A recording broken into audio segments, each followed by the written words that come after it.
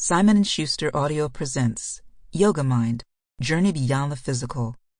30 days to enhance your practice and revolutionize your life from the inside out by Suzan Colon. Read by Janina Edwards. To Mom, Dad, and Nathan, with all my heart. And to you, dear reader, divine light. May your life be peaceful, easeful, useful, and filled with lasting happiness. You can't stop the waves, but you can learn to surf. Sri Swami Satchidananda. Introduction.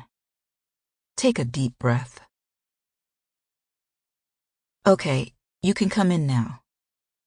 I looked up at Francesco's sister, her face pale and thin with worry, and I tried to set my own expression into something normal.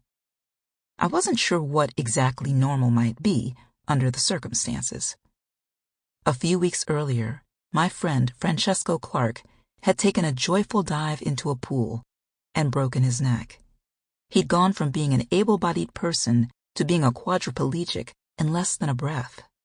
Somehow he'd survived the shattering of his vertebrae and nearly drowning, then being transported by medical helicopter to a trauma center, a life-saving measure that also carried the risk of splintered bones severing more spinal nerves with even the slightest movement.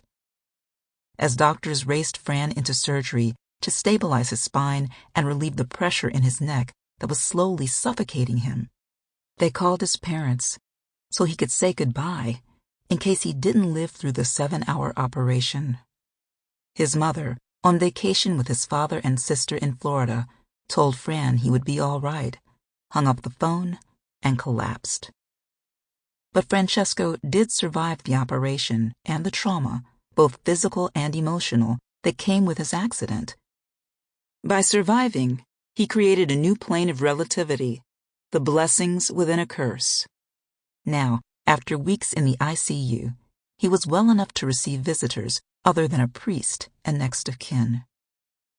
I not only wanted to see him after his near-death experiences, I felt a desperate need to see my friend in the flesh, to see for myself that he was truly alive.